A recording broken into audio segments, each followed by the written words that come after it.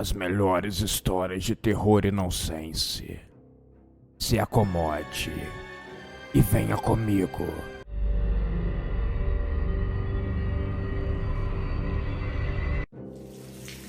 Aquele dia, resolvemos fazer a coisa mais engraçada do mundo.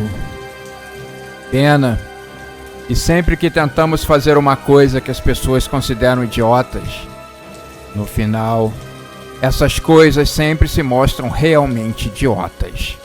Não tem jeito. Quando uma coisa parece burra e todo mundo fala isso, precisamos acreditar nas pessoas. Eu sei que eu tenho QI muito baixo e nunca presto atenção nas dicas e no que as pessoas mais inteligentes têm para me ensinar. Eu deveria dar mais valor, sabe? Ainda mais quando essas coisas envolvem colocar a vida de outra pessoa em risco. No dia em questão, eu estava em casa vendo um filme que nem me lembro mais. Apenas olhava para a tela enquanto tentava entender algumas coisas. Estou sempre desempregado. Na verdade, eu nunca trabalhei. E meu pai carrega esse fardo. Ele sabe que um dia vai morrer e o seu salário vai embora junto. Não sei o que farei quando esse dia chegar. O Marlon, o meu melhor amigo, tocou a campainha e eu fui atender. Vamos esperar a noite. Então invadimos o lugar conforme o combinado. Ele me disse. Algo na minha cabeça falava que não era uma coisa boa ser feita. Mas se eu queria fazer, eu simplesmente vou lá e faço. Quando a madrugada chegou, coloquei uma roupa de frio. Estava congelante na serra aquele dia. E fomos na direção do maior necrotério da cidade. Na verdade, o único, né? Não sei se existem outros. A nossa cidade não é lá muito grande. Chegando lá, quebramos uma vidraça lateral e entramos no prédio. Não sei como eles deixam esse tipo de lugar sem segurança. Talvez eles achem que não precisam proteger os mortos. Eu poderia discordar dessa informação, mas não consigo encontrar argumentos para isso. O Marlon estava morrendo de medo. O lugar era muito frio e escuro. Algumas salas pareciam abandonadas, e eu escutava ao longe o barulho das geladeiras, parecendo com o congelador vazio lá de casa. Embora fosse o Marlon que tivesse me dado a ideia, ele estava com medo. Não sei se aguentaria o tranco. Quando a gente estava para ir nas famosas gavetas com os copos guardados, escutamos o barulho de um carro parando ali na frente. Depois, uma luz da lanterna dele batendo na janela quebrada. Parece que ninguém percebeu. E eu escutei um homem falando. Foi um acidente de carro.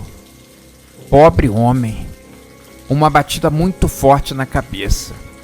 Teve morte cerebral. Então, eu levantei um pouco de onde eu estava abaixado e ouvi trazerem um corpo e colocarem ele em cima de uma maca. Notei nessa hora que o Marlon estava com os olhos fechados. Depois que o corpo foi deixado em uma sala, eu escutei o mesmo homem falando com o outro. Vamos só deixar ele aqui. O médico daqui a pouco vai chegar para fazer a autópsia. Assim que eu escutei a porta da frente batendo, falei com o Marlon assim. Vamos pegar esse corpo logo. É a nossa chance. Então, nos levantamos. O Marlon, eu sabia que a qualquer momento sairia correndo de lá. Ainda mais quando as geladeiras faziam barulho. A todo momento ele cochichava no meu ouvido. Cara, os mortos, eles vão se levantar. Vamos deixar essa história para lá. Eu te dei essa missão e agora estou retirando ela. Para mim não existe isso. Missão dada terá missão cumprida. E eu segui em frente. Chegando na sala, Eu fiquei olhando por alguns segundos o corpo do homem. Tinha alguns machucados e hematomas pelo corpo, e eu fiquei imaginando como a vida era tão frágil. Marlon estava encostado em uma mesa, então eu falei com ele. Bora, Marlon, vamos levá-lo. E assim que eu peguei o homem, eu sou um homem grande, muito forte, mas o corpo estava pesado, rígido, difícil de manusear, mas mesmo assim consegui colocá-lo no meu ombro. Mas nesse momento, algo aconteceu. O corpo do homem começou a roncar, fazer barulhos estranhos, e do nada, ele começou a se debater. Parecia algo demoníaco, como se ele estivesse sendo dominado por algum espírito maligno. Marlon tinha saído correndo, me deixando só naquela sala, dentro daquele necrotério. Na verdade, era o que eu tinha pensado naquela hora. Por um minuto, eu imaginei que estivesse batalhando contra aquele corpo. Tive que por uns segundos apoiá-lo novamente em cima da maca. Quando o corpo se acalmou, eu o peguei novamente, o coloquei no ombro e fui na direção da porta de saída. Vocês podem se perguntar para onde iríamos levar o corpo. Não é para o cemitério, como acho que vocês tinham imaginado. Bom, a ideia que Marlon tinha dado era de colocar uma roupa nele, um chapéu, e deixar na praça principal da cidade um distinto cavalheiro lendo o jornal. Eu achava essa ideia genial. O que poderia dar errado, não é? Uma pequena brincadeira que seria falada por gerações na nossa cidade. Mas enfim, quando eu estava chegando na saída, eu escutei alguém fungando atrás de mim. Quando me virei, vi que Marlon estava sangrando muito e segurando o pescoço. Eu acho que ele estava tentando me pedir socorro, mas ele caiu no chão, morto. Eu não tinha entendido nada, até que eu vi atrás dele um médico. Estava lá o legista, segurando um bisturi. Larga esse corpo aí, ladrão! Ele tinha me dito, e parecia estar com muita raiva. Eu disse que não o largaria. Então, ele deu um enorme pulo na minha direção.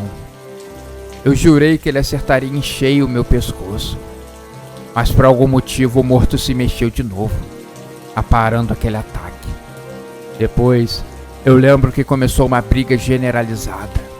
Eu acabei caindo e bati com a minha cabeça no chão, ficando inconsciente por alguns minutos. Quando acordei e recobrei a consciência, vi que o morto estava em cima do médico, com um bisturi na mão. Quando chequei, ambos estavam mortos. Verifiquei também o estado do meu amigo Marlon.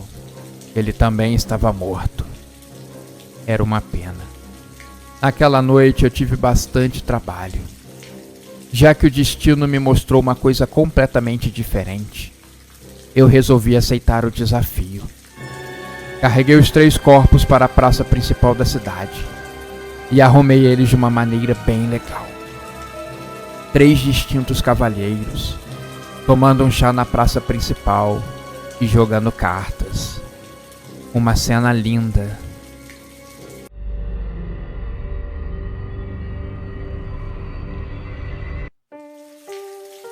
Você morreu.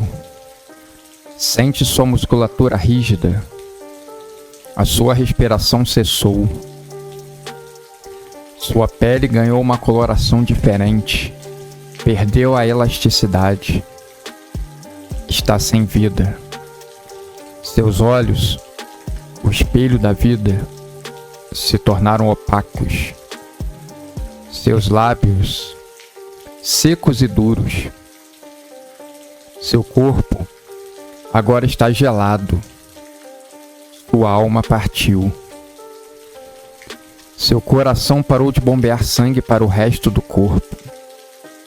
Seu cérebro parou de pensar em vários tipos de teorias, comandar o seu corpo. Se demorarem muito a tratá-lo, a decomposição vai começar a tomar conta. Suas atividades pararam. Deixaram trabalho para quem ficou. Isso era o que as pessoas pensavam até então. Mas eu trago a solução. Diante de uma pequena plateia, um médico com 2 enfermeiros recitava essas frases prontas. Um enorme vidro transparente separava o quarto com o cadáver e as pessoas que estavam ali, para ver o que aconteceria depois. O médico, todo performático, abriu uma gaveta e retirou uma pequena garrafa com um líquido viscoso e vermelho. Pegou também uma seringa. Pediu que os enfermeiros amarrassem o corpo na maca. Seria preciso. O pessoal na plateia começava a desconfiar de algo macabro. Quando o médico se aproximou do corpo, pediu 1 minuto de silêncio. Antes de mais nada, vamos contar uma breve história desse corpo que está aqui deitado na minha frente. Peço perdão para ser um pouco chato e eloquente. A plateia concordou, e ele começou a contar.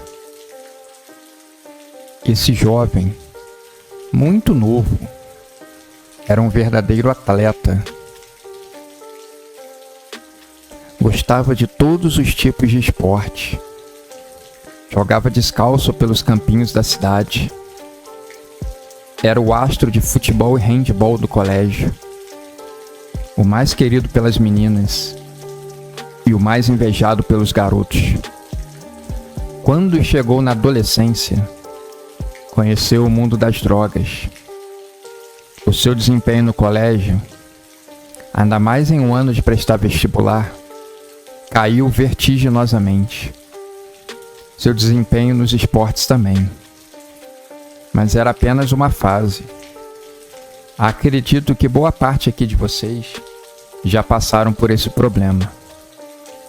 Quando essa fase difícil passou, pode parecer impossível às vezes, mas essa fase, ela sempre passa. Ele começou a cursar medicina. O sonho de muitos jovens, salvar vidas. Pois bem, nessa época, ele comprou seu primeiro carro. Andar de ônibus estava completamente fora de cogitação. O fácil acesso a remédios para não dormir virava a madrugada na bagunça, enquanto de dia estudava. Em uma dessas saídas noturnas, ele queria levar alguns amigos em uma boate, que ficava na cidade vizinha. De noite, a estrada era perigosa. Sua visão foi ficando turva. Ele acabou apagando e capotando com o carro. Seus amigos estavam de cinto de segurança e se salvaram. Ele voou pela janela da frente, bateu a cabeça no chão, mas ainda chegou ao hospital com vida. Sua mãe estava em pânico com a sua possível morte. Não poderia aceitar. Não era a lei natural das coisas. O jovem, ainda no leito, os médicos fazendo todos os esforços possíveis. O jovem balbuciava: "Quero viver, quero viver." Bem, depois que ele veio a óbito, eu tinha a intenção de realizar o seu desejo. Pesquisava e tinha feito experimento em ratos e outros animais. Tudo certo. Não tinha como dar errado. Mostrei os estudos e dados para a mãe. Ela, desesperada, aceitou os termos e assinou o papel. O que poderia dar errado? Ela decidiu não estar ali na plateia.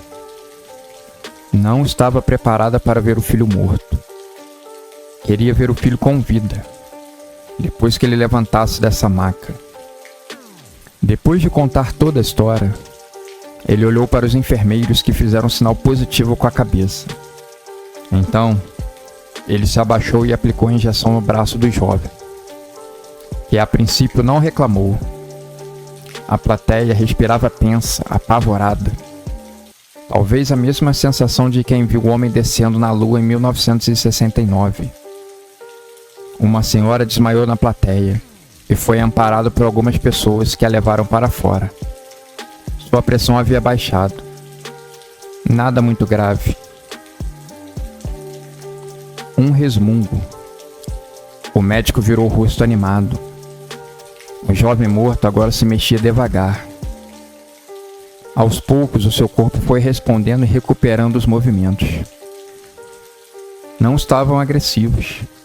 O médico pediu então que os enfermeiros tirassem as amarras. Era seguro.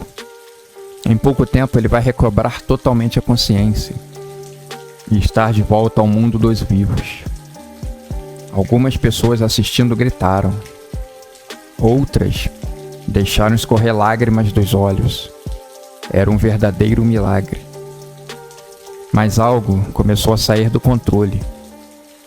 O jovem começou a urrar. Os enfermeiros o tentaram segurar, mas com uma violência e força extrema, ele agarrou o primeiro enfermeiro e jogou longe. Esse enfermeiro bateu a cabeça na parede e desmaiou. O médico preparava uma seringa com um tranquilizante. Nesse meio tempo, o segundo enfermeiro foi mordido e fugiu da sala assustado, com medo. O jovem agora mirou o médico, o agarrando pelo pescoço.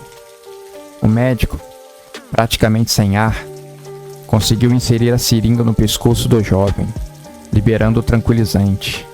Agora, o jovem vai dormir. Uma plateia atônita assistia tudo, até que a cortina foi fechada, caindo um pano do ato final. Pessoas agora cochichavam, tentavam entender o que estava acontecendo, debater o que tinham assistido. Mas assim como a cortina havia sido fechada, pouco tempo depois ela foi aberta. Os 4 atores estavam ali, cumprimentando a todos que vieram assistir ao espetáculo. Dessa vez, a cortina desceu para encerrar o show. Assim que você fecha os olhos, assim que você dá um último suspiro, assim que seu corpo libera sua última energia, a cadeia de fatos faz o seu corpo parar. E assim, você morre.